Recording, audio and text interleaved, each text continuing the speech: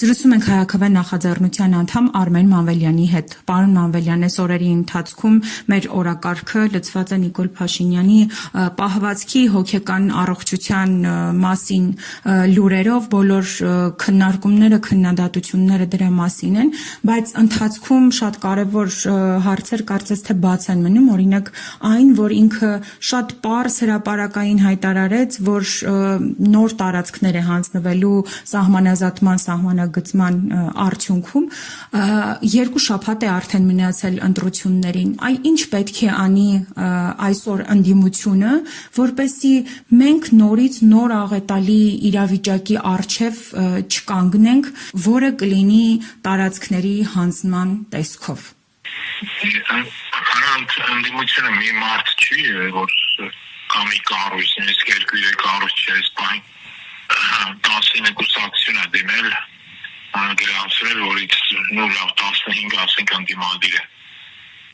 Առաջինը պետք է փորձի միավորվել են ուժերը, որոնք ձայն փոշիացնելով են զբաղվում,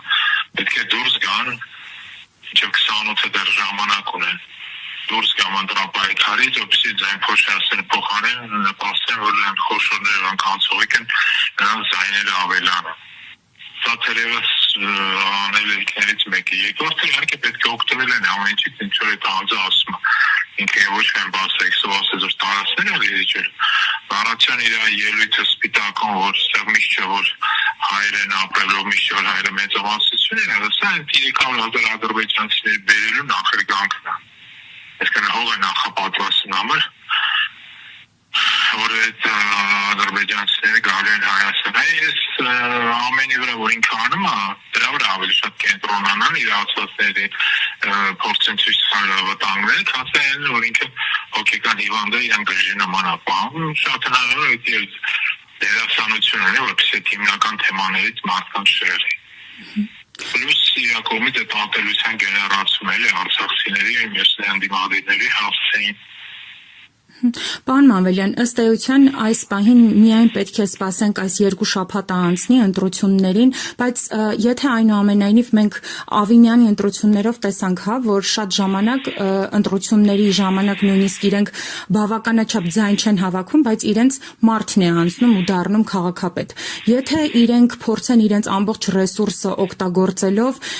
էլի ամեն ինչ իրենց օգտին տանեն եւ նորից վերընտրվեն, ինչ է լինելու դրանից հետո եւ այդ դեպքում մեր անելիքը որը պետք է լինի, ոչ միայն քաղաքական ընդդիմության մասին է խոսքը, այլ նաև հանրության, ովքեր համաձայն չեն, թե ինչ է անում Նիկոլ Փաշինյանը։ Հասկանալի է։ Առաջին հերթին ինչա պետք է անել, պետք է հանրությանը դիմել, հորդորել հատկապես երիտասարդությանը, որ առաջին հերթին գնան ընտրությունների։ Ավինյանը կարողացավ քաղաքապետ նստի, ունենալու ընդամենը 75,000 կողմ քվեարկած են, որպեսզի դա չկրկնվի Հայաստանի մակարդակում, պետք է շատ մեծ թվով մարդիկ գնան ընտրությունների։ 2021 ընտրություններին մասնակցել են ընտրելու իրավունք ունեցողների 49%-ը մոտավորապես, նույնիսկ մի քիչ։ Հիմա պետք է 60-70%-ը բնակչության գոնե գնա ընտրություններ։ Ու հատկապես կոչ կտարվի որ երիտասարդությունը անպայման մասնակցել որոշել է իրենց ապագան։ Եթե իրանք ուզում են Հայաստանում ապրեն, չեն ուզում Թուրքիա ու ադրբեջանցի կողքը ապրեն, կամ չեն ուզում վաղը Արցախի օրան գնեն, որ գան մի օր դուրները տեցեն, ասեն դες 24 ժամանակ Հայաստանը լքում եք, որովհետեւ դա ամեն ինչ կրկնի, երիտասարդությունը պետք է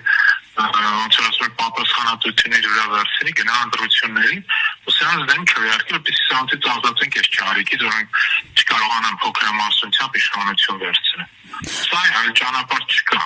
Պարոն Մանվելյան, այնուամենայնիվ այս 2 շաբաթների ընթացքում Նիկոլ Փաշինյանը ունի հնարավորություն նաև այդ վախերը հաշվի առնելով, որ իր ռեյտինգը ընկել է, վերընտրվելու շանսերը փոքրանում են, այս 2 շաբաթների ընթացքում փորձի ինչ որ նոր բաներ ստորագրի ու հանձնի։